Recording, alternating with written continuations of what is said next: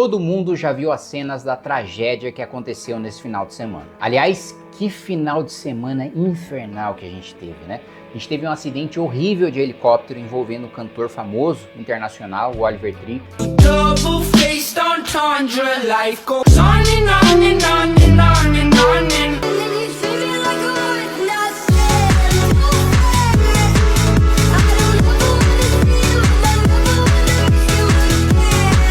Com a morte dele e de sua equipe e dos seus amigos, inclusive brasileiros, e agora também esse caso terrível da moça que foi praticar rope jump e que acabou sendo jogada para a morte num acidente que é simplesmente inexplicável, assim, me chocou muito aquelas imagens.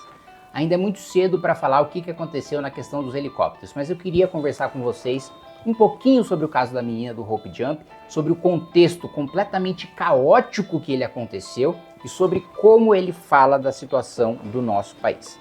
Antes de tudo, eu vou pedir para você se inscrever no canal, clicar no sininho para receber as notificações e também clicar no link na descrição se você quiser contribuir para a minha vaquinha de campanha. Vocês sabem, a eleição de 2026 é a eleição até agora mais importante da minha vida, de todos os membros do Partido Missão e imagino que de vocês também, todos que nos apoiam, todos que estão militando junto com a gente. Vocês sempre falam que eu preciso tomar cuidado com a minha segurança e embora eu seja um pouquinho irresponsável, isso nunca foi uma coisa que realmente me preocupou muito, mas agora com o crescimento do Renan nas pesquisas, com o meu crescimento também, com a aprovação do meu projeto de aumento de pena de furto, roubo e receptação e do nosso lema, prendeu, matou, eu preciso tomar mais cuidado, então essa é a primeira vez que na campanha eu vou usar segurança, carro blindado e depois, nos meus próximos mandatos, também utilizar dessa mesma segurança, mas nessa campanha agora eu preciso da sua doação para contribuir. Bom, vamos para o assunto. Primeiro vamos reagir ao vídeo do acidente que é chocante, assim, é inacreditável.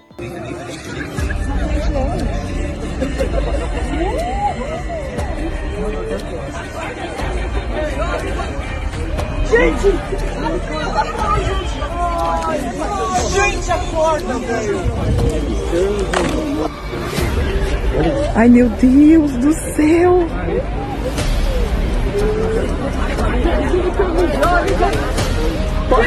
Cara, dá uma agonia, chega até a dar uma ânsia, assim, de você imaginar.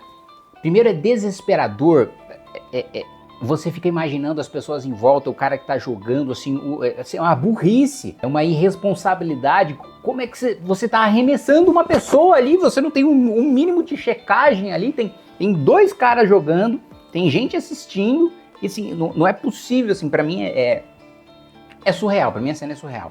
Não à toa tantas pessoas imaginaram que fosse IA, né? Porque é um negócio inacreditável e uma angústia que você fica imaginando alguma pessoa que você conhece, algum familiar seu nessa mesma situação, é realmente assim, é desesperador. Chega você sentir, não é só o desconforto sentimental, é tamanho que você sente um desconforto físico com a situação.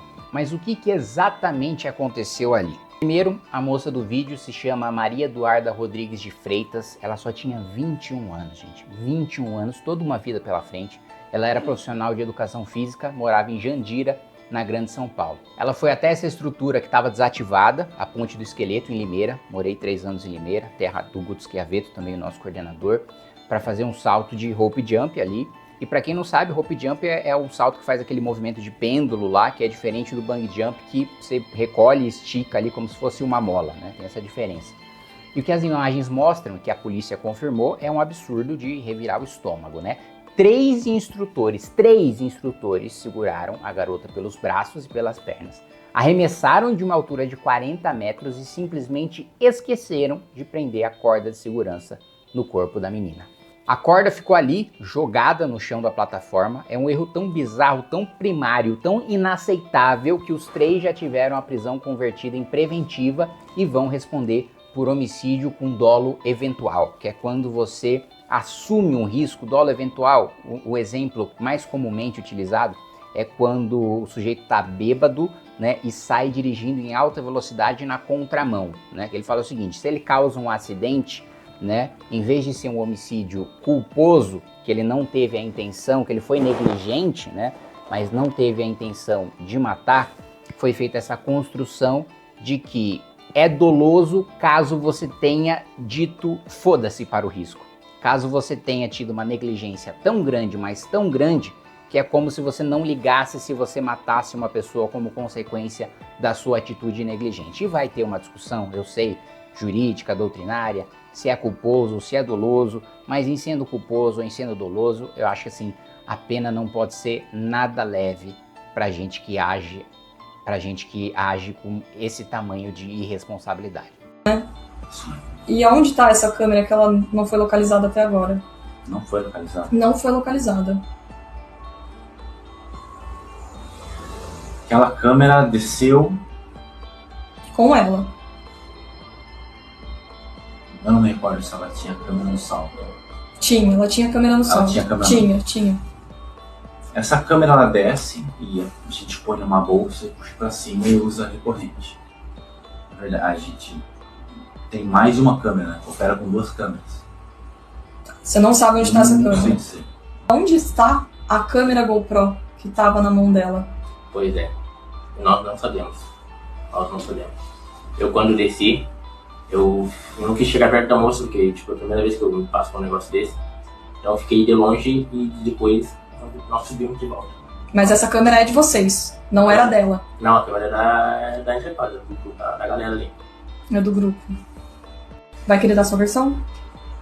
Então, a gente tá nessa prática aí há algum tempo e, tipo, hoje foi uma fatalidade mesmo. A gente não consegue entender o que aconteceu. Você desceu ou ficou lá em cima? Desci de rapel. Desceu de rapel. É. Você estava uniformizado? Tava. Da equipe? Sim. Você chegou a trocar de roupa? Eu passei no meu carro e tirei. Ela tava molhada, a minha camiseta já tava molhada, cedo eu já tinha colocado ela. Ela tava muito suja. Aí eu tirei, coloquei no carro e coloquei essa que tava limpa. Mas você chegou a trocar depois que a polícia militar apareceu ou antes? Não, porque tipo assim, eu tava lá na ponte, aí eu desci lá embaixo, aí tinha uma enfermeira fazendo um RCP, uma outra moça. Uhum. Aí nisso, o resgate chegou. Aí a hora que o resgate chegou, eu subi. Nos saltos anteriores ao dela, vocês fizeram a fiscalização de todos Sim, os que pularam? fez. E você não consegue se recordar o que aconteceu que no dela vocês não fizeram? Me recorda algo. Mas nesse vídeo eu quero ir além do erro desses 3 irresponsáveis, desses 3 criminosos. Porque quando você vai puxar a capivara de todo esse lugar e dessa operação, esse caso vira um retrato, infelizmente perfeito, de como é que o Brasil funciona. É uma aula sobre a nossa falência estrutural e a nossa falência moral. Presta atenção nessa sequência de absurdos. Primeiro, o abandono por parte do Estado. Essa ponte do esqueleto é uma obra ferroviária inacabada da extinta RFF-SA. É um patrimônio fantasma que o governo federal deixou apodrecer. Ficou décadas num limbo burocrático e agora pertence à SPU, que é a Secretaria de Patrimônio da União. Basicamente um patrimônio que está lá largado, que não vale mais nada, está só nas mãos da União. O que isso significa? Que é uma terra de ninguém. Aí você vai pensar, bom, mas a prefeitura de Limeira não fez nada? Pior que fez, mas do jeito mais rasteiro possível. Depois de outros acidentes graves ali, esse não foi o primeiro. O governo federal chegou a pedir o bloqueio físico da ponte. Você sabe o que aconteceu? Um bando de empresários locais e a turma do esporte radical fez um lobby pesadíssimo na Câmara de Vereadores para manter o espaço aberto, usando a desculpa de que precisariam fomentar o turismo. E aí, os políticos locais, covardes, para não perder apoio de uma base barulhenta, cederam, né? Quantas vezes, né, e o Renan já falou isso, que a voz do povo não é a voz de Deus, que por vezes você ceder ao apelo de uma maioria popular significa você ir contra o interesse público, o interesse daquelas próprias pessoas que estão pedindo, mas não sabem aquilo que estão pedindo, mas não sabem o dano que aquilo causa para o interesse público. É por isso que a gente precisa de políticos com fibra moral, que mesmo quando a maior parte da população pressiona por algo sem saber o dano daquilo, o político segura a onda, aceita o desgaste e a impopularidade de fazer o que é certo e não o que é popular.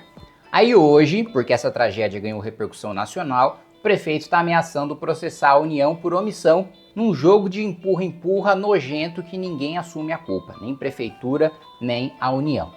E é exatamente nesse tipo de vácuo que entra o pior tipo de iniciativa privada. Empresa clandestina ocupando uma área invadida da União, monta um perfil bonitinho no Instagram com milhares de seguidores, como se fosse um negócio formal, arrumado, legal, cobra ingresso, opera um serviço de altíssimo risco, sem alvará, sem regulação técnica rigorosa e sem fiscalização nenhuma.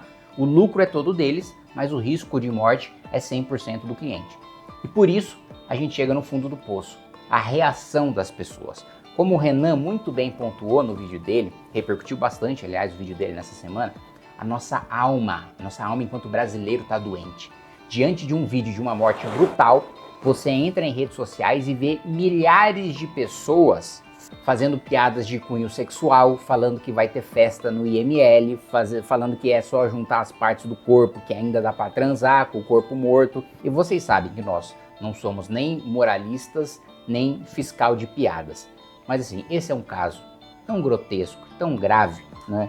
Eu não acho que o Estado, o governo brasileiro deva censurar essas piadas. Eu acho que essas pessoas não deveriam ter feito essas piadas em primeiro lugar. Deveria ter tido o bom senso de entender. Primeiro, se coloca no lugar da família dessa menina.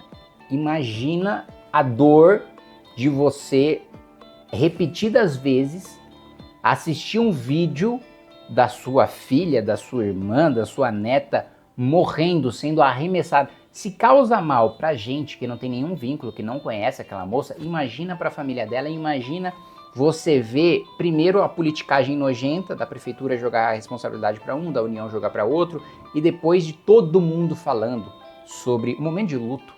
O momento de luto é o momento mais difícil da vida de um ser humano. É um momento mais difícil do que você lidar com a sua própria morte, é você lidar com a morte de alguém que você ama. E se o momento de luto já é difícil quando ele é um momento particular, quando é um momento em que você está vivendo com a sua família, com seus amigos, imagina quando esse sentimento de luto está imerso num debate público, está imerso numa televisão, está imerso viralizando em rede social, é ainda mais difícil. Então assim, o nosso ponto não é censurar a piada, o nosso ponto é ter o bom senso de que numa tragédia dessa magnitude que acabou de acontecer, você ter uma piada desse cunho, sob essa perspectiva, em relação a uma moça, de falar em ter relação sexual com o cadáver dela, depois ela morrer de uma maneira tão trágica, é uma piada que, por bom senso, não por lei, não por crime, por bom senso, não deveria sequer ter sido feito. O brasileiro se tornou tão cínico, tão acostumado com o país do absurdo, da impunidade, da corrupção, com a certeza de que nada aqui funciona, que a gente perdeu até a capacidade de se chocar, de se sensibilizar. E assim, essa notícia repercutiu muito lá fora, no noticiário internacional, com imprensa e comentarista reforçando ainda mais a impressão de que nós somos um país falido, de que nós somos um país da barbárie, do império da barbárie, que nada aqui funciona minimamente corretamente. E eu não quero que o Brasil seja isso. Ninguém merece morrer desse jeito por causa da negligência de todo mundo que está envolvido, todo mundo. E é exatamente por isso que a gente precisa dessa campanha e dessa agenda de moralização, de choque de ordem, de choque de lei, de civilização. E é por isso que eu conto com o apoio de cada um de vocês. Esse ano a gente pode dar o primeiro passo para restaurar não só o nosso país, não só para desenvolver o nosso país, não só para a gente pensar numa vida melhor, mas para a gente pensar no resgate da própria alma do brasileiro e da morte do cinismo e da morte da anomia, do estado de anomia, no estado de doença, de corrosão do tecido social que a gente vive hoje. Da morte completamente do senso de pertencimento a uma comunidade, do senso de pertencimento a um território, do senso de pertencimento a um país. É isso que a gente quer resgatar.